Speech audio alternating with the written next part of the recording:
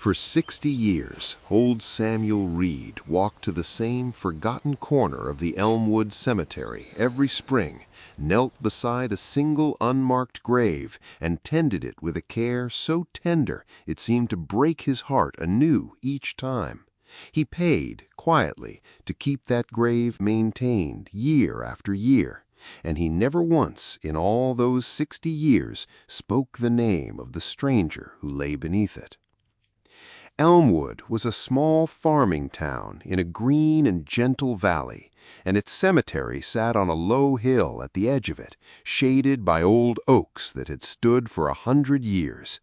Most of the graves there belonged to Elmwood families, tended by their descendants, decorated on holidays, remembered. But in the far corner, beneath the oldest oak of all, there was one grave that stood apart. It had no headstone with a name, just a simple, weathered marker, and the grass around it kept greener and neater than any other in the yard, because for 60 years one old farmer had made it his life's quiet duty to care for it.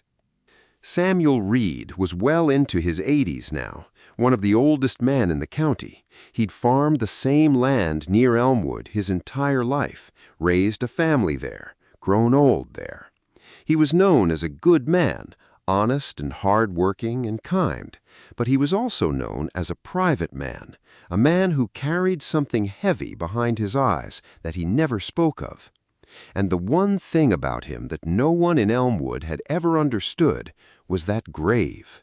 Every spring, folks would see old Samuel make his slow way up the cemetery hill, alone, and spend an hour tending that single unmarked plot in the corner. He'd clear the weeds, plant fresh wildflowers, kneel there a long while with his head bowed, and then he'd go to the cemetery office and pay, in cash, for another year of the grave's upkeep. People assumed, naturally, that it was family, a wife lost young, perhaps, or a child, but that didn't fit. Samuel's wife was buried in the family plot on the other side of the cemetery, and his children were all living. When folks gently asked him about the grave in the corner, Samuel would only shake his head and say quietly, "That's between me and the Lord," and no one ever learned any more than that. The grave became one of Elmwood's oldest mysteries. 60 years the old farmer had tended it, 60 springs, and still no one knew whose it was or why Samuel Reed had devoted so much of his long life to caring for a nameless stranger. Then, one spring, a young man named Danny took a job as the cemetery's groundskeeper. He was in his early 20s, curious and good-natured, and it didn't take him long to notice the old farmer and his solitary ritual at the grave in the corner. He noticed, too, how immaculately that one grave was kept, how much older it was than any care it should still be receiving, how the old man's hands trembled with something more than age when he tended it, and, like young people do, Danny wanted to understand. He asked the older folks around town about it, but no one could tell him anything but the mystery itself. He asked Samuel directly one afternoon, as gently as he could, and got the same quiet answer everyone always got. "That's between me and the Lord." But Danny couldn't let it go, and so one spring morning, when he saw Samuel's old truck pull into the cemetery, Danny did something he wasn't entirely proud of. He hung back, out of sight, and he followed the old farmer up the hill, and he watched. What he saw moved him more than he expected. Samuel knelt at the grave and worked the soil with his bare hands, planting the wildflowers he'd brought.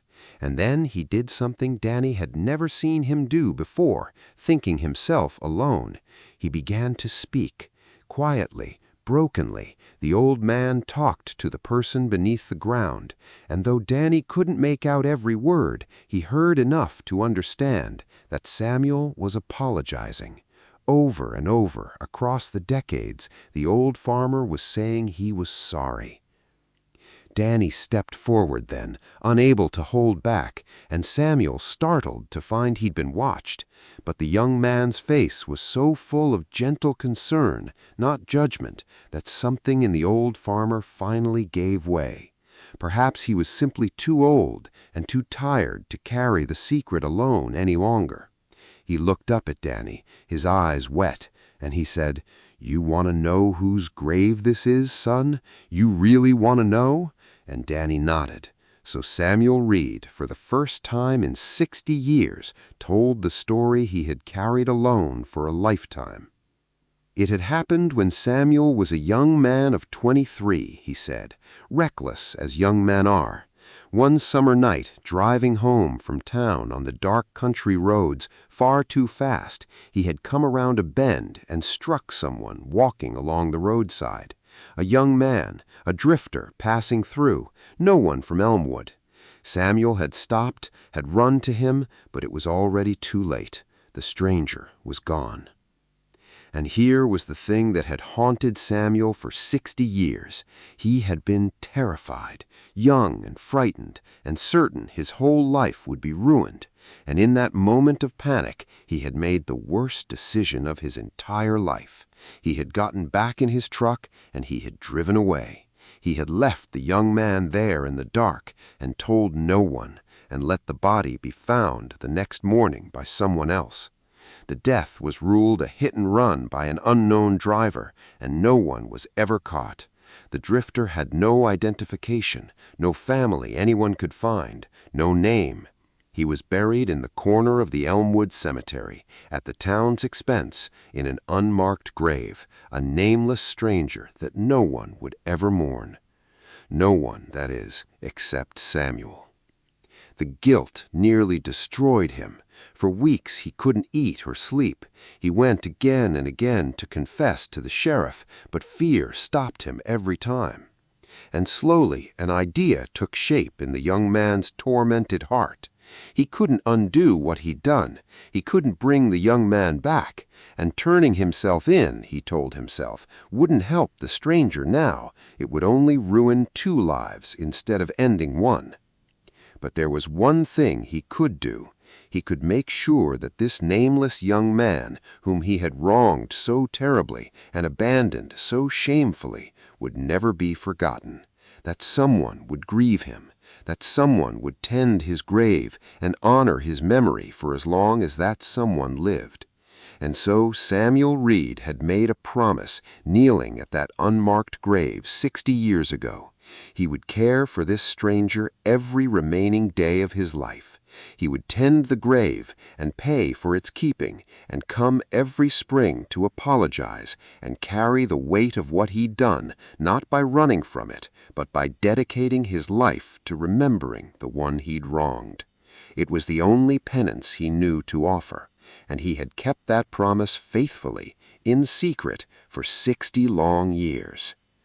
"I've thought about telling the truth every single day of my life, son. Every day for 60 years. I was a coward that night, son, the worst kind of coward, and I couldn't undo it, so I did the only thing I could. I made sure that boy wasn't just forgotten in a hole in the ground. I gave him the only thing I had left to give. I gave him someone to remember him. For 60 years, I've been the family he never had. It doesn't make it right. Nothing could ever make it right, but it's all I had." Danny, weeping himself now, helped the old man to his feet, and he understood something in that moment, that he was witnessing the end of a 60-year act of sorrow and love, and that this old man's terrible secret was also somehow one of the most faithful things he had ever heard. Word of the story spread through Elmwood after that, for Samuel, having finally spoken it aloud, found he could no longer keep it in. He went to the authorities and confessed at last, an 83-year-old man turning himself in for a crime 60 years buried. But there was nothing to be done. The statute of limitations had long since passed.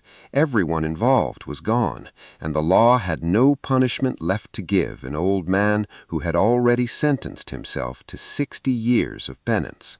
What remained was only the town's response, and Elmwood, hearing the whole heartbreaking story, did not respond with anger. It responded with tears, because they understood, all of them, the weight the old farmer had carried alone for a lifetime.